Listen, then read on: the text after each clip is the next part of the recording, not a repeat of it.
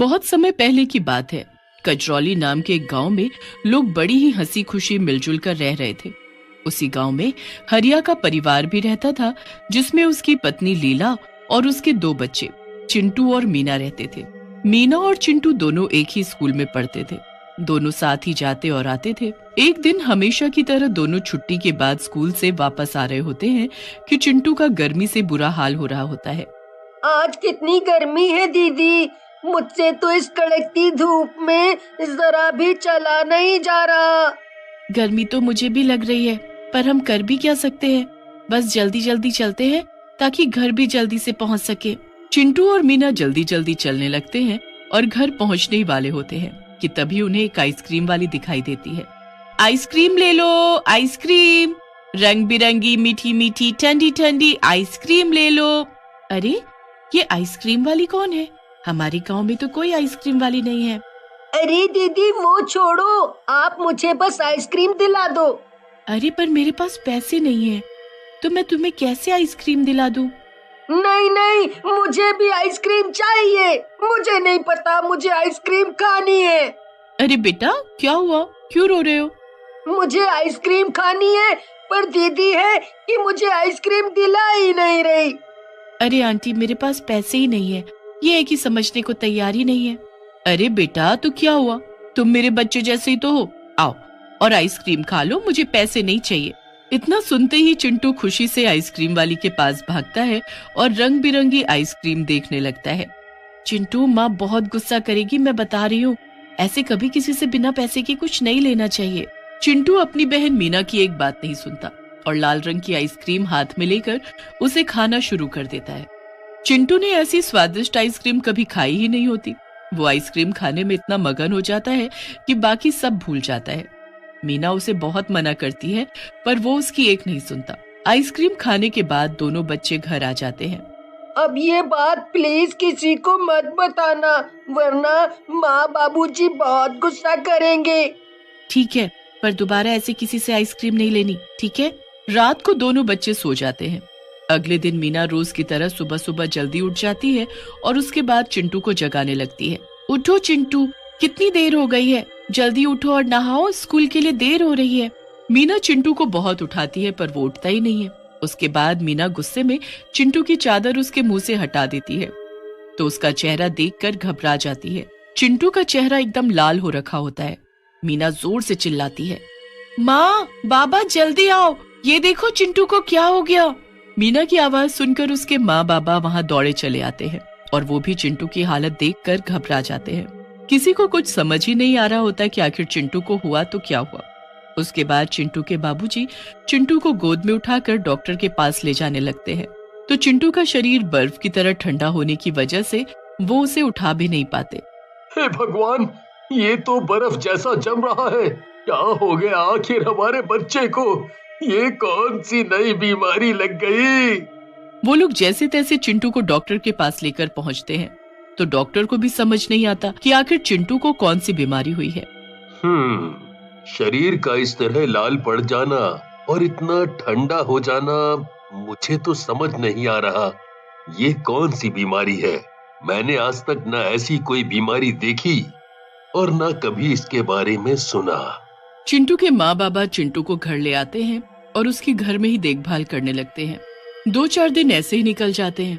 फिर मीना अकेले ही स्कूल जाना शुरू कर देती है। स्कूल से आते वक्त उसे वही आइसक्रीम वाली आइसक्रीम बेचती दिखती है। मीना उस आइसक्रीम वाली को देखती रहती है। उस आइसक्रीम वाली के पास कुछ गरीब बच्चे खड़े होते हैं, जिनको वो उनकी पसंदीदा आइसक्रीम दे रही होती है। बताओ बेटा, तुम्हें कौन सी आइसक्रीम चाहिए? मीना जब भी छुट्टी के वक्त स्कूल से बाहर आती, तभी उसे वो आइसक्रीम वाली वहीं खड़ी दिखती। पर अजीब बात तो ये थी कि कभी वो बच्चों से आइसक्रीम के पैसे ही नहीं लेती थी। वो हमेशा ऐसे ही बच्चों को आइसक्रीम दे दिया करती थी। एक दिन की बात है, जब मीना स्कूल से घर पहुंची ही होती है कि वो देखती है उसके साथ वाले घर में रहने वाला राजू नाम का एक बच्चा बड़ी ही रंग बिरंगी आइसक्रीम खा रहा होता है। अरे वाह राजू, तेरी आइसक्रीम तो बड़ी सुंदर है। हाँ दीदी, देखो देखो कितनी सुंदर है। अगले दिन सुबह सुबह जब मीना सो रही होती है, तो उसे साथ वाले घर से कुछ लोगों के रोने की आवाज आती है। मीना और उसके माँ बाबा उठकर बाहर जाकर देखते हैं। वो लोग घर के अंदर जाते हैं तो वहाँ राजू बिस्तर पर पड़ा होता है। और उसके माँ बाबा बुरी तरह रो रहे होते हैं। हाय, मेरे बच्चे को क्या हो गया? क्या हुआ भाभी? जब मीना और उसके माँ बाबा राजू की शक्ल देखते हैं तो हक्के बक्के रह जाते हैं। राजू का शरीर रंग बिरंगा हो रखा होता है। हे भगवान, ये तो चिंटू जैसा हो गया। वही तो, तुम्हारा बेटा भी अभी तक ठीक नहीं हुआ, कि अब मेरा राजू भी ऐसा हो जाएगा? नहीं नहीं बहन, तुम ऐसे हिम्मत मत हारो, हम कुछ करेंगे। हम अपने बच्चों की हालत ऐसी नहीं होने देंगे। सब राजू को देखने आने लगते हैं, पर मीना के दिमाग में तो उस वक्त कुछ और ही चल रहा होता है। वो अगली सुबह फटाफट स्कूल पहुंचती है और छुट्टी के बाद मीना जल्दी से स्कूल के बाहर जाकर खड़ी हो जाती है। फिर वो उस आइसक्रीम वाली पर पूरी नजर रखती है। वो औरत जैसे ही आइसक्रीम बेचकर बाग के रास्ते कहीं जाने लगती है तो मीना भी उसके पीछे पीछे जाने लगती है। काफी आगे जाने के बाद वो औरत एक झोपड़ी में जाकर घुस जाती है। उसके बाद मीना चुपके से आगे जाती है और झोपड़ी में झांक कर देखती है तो उसके होश उड़ जाते हैं। वहां वो औरत उसकी आंखों के सामने एक चुड़ैल में बदल गई होती है। कितना मजा आ रहा है बच्चों को ऐसी हालत में देखकर। हे भगवान, ये तो चुड़ैल है और इसी ने सब बच्चों को आइसक्रीम खिलाकर उनकी ऐसी हालत की है। अब क्या होगा? मुझे सब पता करना होगा, तभी मैं सब बच्चों को ठीक कर पाऊंगी। मीना वहीं खड़ी रहकर सब देखती रहती है। चुड़ैल एक जानवर को मारकर उसका खून निकालकर उसमें मंत्र पढ़ने लगती है। मंत्र पढ़ने के बाद वो खून सारी आइसक्रीम पर डाल देती है।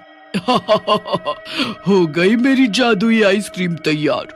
अब मैं कल ये आइसक्रीम बच्चों को खिलाकर उनको बर्फ का बना दूंगी। इस चुड़ैल ने सारे बच्चों को खत्म करने के लिए कितनी बुरी चाल चली है, पर मैं भी इसका जादू नष्ट करके रहूंगी। मीना जल्दी से गांव वापस जाकर सबको चुड़ैल के बारे में बता देती है। गांव वाले मीना की बात सुनकर हक्के बक्के रह जाते हैं। फिर वहीं खड़े एक पंडित जी बोलते हैं, इस चुड़ैल को हमें अमावस की रात को खत्म करना होगा। किसी और दिन इसे खत्म नहीं किया जा सकता। ये बस मीना ही कर सकती है, क्योंकि चुड़ैल बच्चों के आसपास ही रहती है और मीना काफी बहादुर भी है। और इसे करना क्या होगा? इसे सामग्री से भरी एक हांडी को चुड़ैल के घर में रख कर आना होगा। इस हांडी में इतनी गर्मी है कि वो सारी आइसक्रीम को पिघला देगी। जैसे ही वो आइसक्रीम पिघलेगी, वैसे वैसे वो चुड़ैल भी पिघल जाएगी।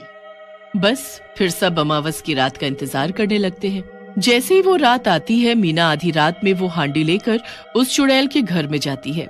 मीना उस हांडी को चुड़ैल के घर में रख तो देती है, पर जैसे ही वो घर से बाहर जाने लगती है, चुड़ैल उसके सामने टकरा जाती है।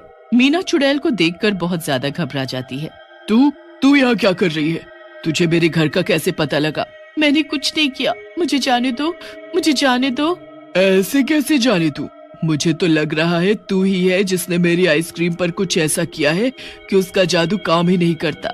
नहीं नहीं, मैंने कुछ नहीं किया, मुझे जाने दो। चुड़ैल मीना के बाल पकड़ती है और उसे घसीटते हुए घर के अंदर ले जाती है। मीना बुरी तरह चीखने चिल्लाने लगती है, पर चुड़ैल को कोई फर्क नहीं पड़ता। आज मैं तेरे ही खून पर जादू करके उसे इन सभी आइसक्रीम पर डालूंगी। चुड़ैल मीना को एक कोने में बांध देती है। उसके बाद जैसे ही चाकू एकदम पैना हो जाता है, वो खिड़की से आसमान में चांद की तरफ देखकर मुस्कुराती है। आ गया सही वक्त। अब मेरी जादुई आइसक्रीम फिर से अपना कमाल दिखाएगी। बस उस पर एक बार इंसानी खून चढ़ जाए। चुड़ैल हंसती है और चाकू उठाकर मीना की तरफ बढ़ने लगती है। वो जैसे मीना की गर्दन पर वार करती है कि चाकू के साथ उसका हाथ पिघलकर नीचे गिर जाता है। ये क्या हुआ? मेरा हाथ क्या किया है तूने लड़की? जल्दी बता मुझे। चुड़ैल दूसरे हाथ से चाकू उठाती है, पर जैसे ही वो चाकू को हाथ लगाती है कि दूसरा हाथ भी पिघल जाता है। चुड़ैल बुरी तरह चीखने लगती है और अपनी आंखों से खुद के शरीर को पिघलते हुए देखती है। वो बहुत कोशिश करती है, पर उस हांडी की गर्मी से उस चुड़ैल का शरीर पल भर में पिघल जाता है। मीना वहां से भागती है और गांव पहुंचती है, तो वहां अपने भाई के साथ सभी बच्चों को पहले जैसा ठीक देख खुशी से झूम उठती है। पूरा गांव मीना की बहादुरी की प्रशंसा करता है और फिर बच्चे कभी भी किसी अनजान आइसक्रीम वाली से फ्री की आइसक्रीम या कुछ और नहीं खाते।